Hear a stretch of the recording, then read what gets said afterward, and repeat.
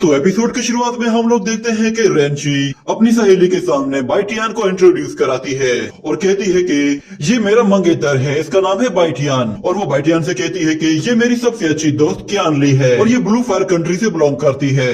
ये सुनकर क्यानली रेंशी से कहती है कि क्या तुम दोनों वाकई में शादी करने वाले हो। और दूसरी तरफ बाइटियान उस लड़की को इस तरह हरकतें करता हुआ देखकर कहता है कि इसे हुआ क्या है, ये अचानक से इस तरह रिएक्ट क्यों कर रही है, और आज से पहले तो ये मेरे इतना ज्यादा करीब कभी भी नहीं आई। जिसके बाद रेंशी अपनी दोस्त से कहती है कि तुमने सही कहा, हम लोग बहुत ही जल्द शादी करने वाले हैं और हमारा रिश्ता तो बचपन में ही तय हो गया था। मगर शुरू में मैं इस शादी के बहुत ज्यादा खिलाफ थी, मगर जब मैंने सू बाइटियान को देखा तो मुझे पता चला कि ये तो बहुत ही हैंडसम और एक्स्ट्राऑर्डिनरी है, ये बाकी लोगों की तरह नहीं है। जिसके बाद आहिस्ता आहिस्ता मुझे इससे मोहब्बत हो गई और वो दिल ही दिल में कहती है कि मू फैमिली और किन फैमिली के बीच में बहुत ही अच्छे रिलेशन हैं। हम लोग क्यानली के जरिए अच्छी खासी इन्वेस्टिगेशन करा सकते हैं और उसके लिए उन दोनों को ये नाटक करना होगा कि वो दोनों एक दूसरे से काफी मोहब्बत करते हैं। ये सुनकर बाइटियान उसके कंधे पे हाथ रखता है और कहता है कि हाँ, हम एक दूसरे से काफी मोहब्बत करते हैं। ये सुनकर रेंशी काफी कंफ्यूज हो जाती है और उसे पीछे से एक चूंटी काटती है, मगर बाइटियान उसके ऊपर से हाथ नहीं हटाता और कहता है कि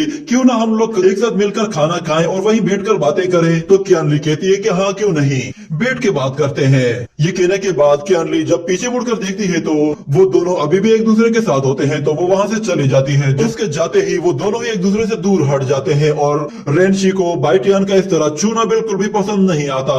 और अगले सीन में हम लोग देखते हैं कि वो लोग एक जगह बैठे हुए होते हैं और रेंशी उससे कहती है कि आज का खाना हमारी तरफ से तुम्हारे लिए एक ट्रीट होगी। ये सुनकर क्यानली खुश होती है और उससे कहती है कि मैंने सुना है कि बाइटियान राउही टाउन में रहता है और उसने ब्लू फायर सेक्ट को भी ज्वाइन किया है।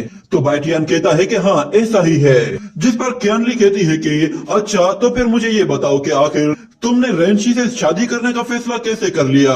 तो रेंशी कहती है कि असल में बाइटियान का फादर एक एल्केमिस्ट है और उसने मेरे ग्रैंडफादर की तबीयत ठीक कर दी थी। उनकी बीमारी को खत्म करने की वजह से उन्होंने डिसाइड किया था कि वो मेरी शादी बाइटियान के साथ करेंगे और बचपन में ही हमारा रिश्ता तय हो गया था। मगर तुम बताओ, तुम्हारे ग्रैंडफादर की तबीयत कैसी है। तो क्यानली कहती है कि ग्रैंडपा जब अपनी मार्शल आर्ट प्रैक्टिस कर रहे थे उसके बाद से वो बीमार हुए हैं और अभी तक वो ठीक नहीं हो पाए, यहाँ तक कि वो अब कोमा में चले गए हैं। ये सुनकर रेंशी कहती है कि ओ, इसका मतलब ये है कि वो बहुत ज्यादा बीमार हैं। क्या ब्लू फायर सिटी में कोई भी ऐसा नहीं है कि जो उन्हें ठीक कर सके। तो क्यानली कहती है कि मेरी किन फैमिली ने प्रेसिडेंट एडी को भी यहाँ पे बुलवाया था, मगर वो भी उन्हें ठीक नहीं कर पाई।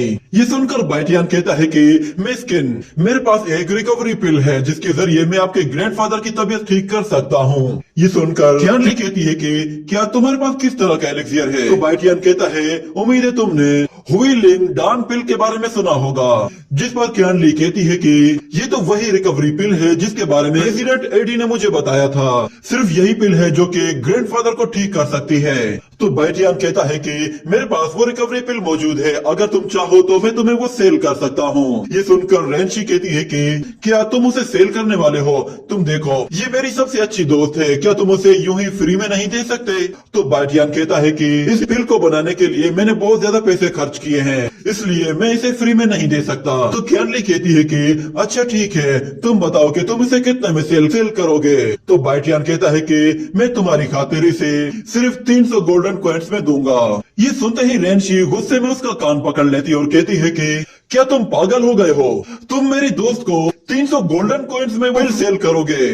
तो बाइटियन कहता है कि वो एलेक्सियर किसी की जान बचा सकता है, तो उसके लिए 300 गोल्डन कॉइन तो कुछ भी नहीं। तो क्यानली कहती है कि मैं इस पिल को जरूर खरीदूंगी, मगर पहले मैं देखना चाहती हूँ कि क्या वो वाकई में असली पिल है। ये सुनते ही बाइटियन फौरन से वो पिल बाहर निकालता है और उससे कहता है कि ये पिल तुम अपने पास रख सकती हो, इससे तुम अपने ग्रैंडफादर की बीमारी को भी खत्म कर सकती हो, और जब तुम्हारे ग्रैंडफादर की बीमारी ठीक हो जाए तो उसके बाद तुम मुझे पैसे दे देना।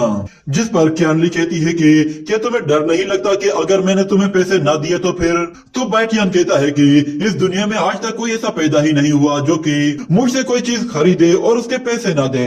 ये सुनकर क्यानली कहती है कि रेंशी, तुम्हारा ये मंगेतर तो सच में बहुत ही अच्छा है, मुझे सच में ये काफी पसंद आया है। और फिर वो बाइटियन से कहती है कि तुम्हारी ये मैजिक पिल वाकई में रियल है, जैसे ही ग्रैंडफादर की तबीयत ठीक हो जाती है मैं फौरन से तुम्हें तुम्हारे पैसे दे दूंगी।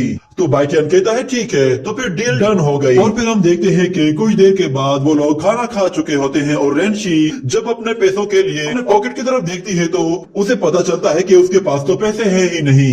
जिसके बाद वो बाइटियन का सहारा लेती है और उसे मस्का लगाते हुए कहती है कि चलो जाओ और जाकर पे करो, मैं पैसे लाना भूल गई हूँ। ये सुनकर बाइटियन कहता है कि तुम तो इतनी अच्छी फैमिली से हो, उसके बावजूद भी तुम अपने पास पैसे नहीं रखती, कितनी शर्म की बात है। ये सुनकर वो उसे और भी ज्यादा मस्का लगाते हुए कहती है कि प्लीज मेरी खातिर पे कर दो, मैं अपनी फ्रेंड के सामने शर्मिंदा नहीं होना चाहती। तो बाइटियन कहता है ठीक है मैं पे करता हूँ। ये कहकर वो जैसे ही उठता है तो क्यानली उसे वापस बिठा देती है और कहती है कि रेंशी, तुम्हारे दोस्त ने मुझ पे बहुत बड़ा एहसान किया है, इसलिए आज का खाना मेरी तरफ से ट्रीट है। ये सुनकर बाइटियन कहता है कि ठीक है, हमें कोई एतराज नहीं। जिसके बाद क्यानली पे करने के लिए वहाँ से चली जाती है और रेंशी बाइटियन से कहती है कि क्या तुम्हारे पास भी पैसे नहीं है? तो वो कहता है कि मैंने सारे पैसे अपने ट्रेनिंग रिसोर्सेज के लिए खर्च कर दिए हैं, मगर तुमने भी मुझे नहीं बताया कि तुम्हारे पास भी पैसे नहीं है। तो रेंशी कहती है कि मेरी आदत है, मैं अपने पास पैसे नहीं रखती, पैसे हमेशा स्पाइडर के पास होते हैं और मैं उसे कभी भी पार्टीज में नहीं लेकर जाती।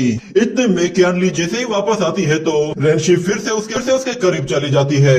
तो क्यानली उनसे कहती है कि मैंने पहले ही बिल पे कर दिया है और अब मैं चाहती हूँ कि मैं जल्द से जल्द इस एलेक्सियर को लेकर ग्रैंडपा के पास जाऊँ, इसलिए अब मुझे इजाजत दो, मैं जाती हूँ, मैं तुमसे दोबारा कांटेक्ट जरूर करूंगी। ये कहकर वो वहाँ से चली जाती है और रेंशी भी गुस्से में बाइटियन का हाथ छोड़कर वहाँ से चली जाती है। जिसके साथ ये सीन यहीं पे कट होता है।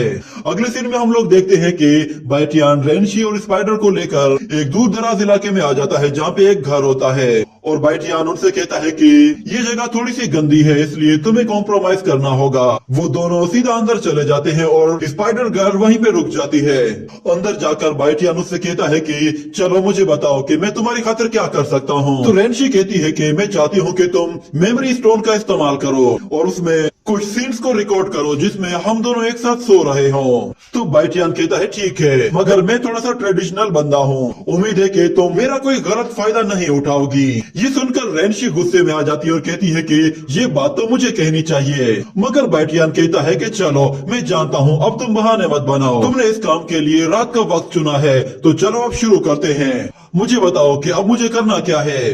तो रेंशी उससे कहती है कि पहले मैं जाकर नहा लेती हूँ और कपड़े चेंज करती हूँ। ये कहकर वो नहाने चली जाती है और कपड़े चेंज करके जब बाहर आती है तो बाइटियन उसे देखता है, तो उसे देखते ही बाइटियन के मुंह में पानी आने लगता है। ये देखकर रेंशी से कहती है कि बाइटियन, क्या तुम मुझे घूरना बंद करोगे? ये सुनते ही बाइटियन अपना मुंह दूसरी तरफ करता है और रेंशी से कहती है कि तुम भी जाओ और जाकर नहा लो, मैं रूम में तुम्हारा इंतजार कर रही हूँ। ये सुनकर बाइटियन नहाने चला जाता है और इतने में रेंशी स्पाइडर गर्ल से कहती है कि अगर ये जरा भी चालाकी करने की कोशिश करे तो इसका हाथ उसी वक्त तोड़ देना।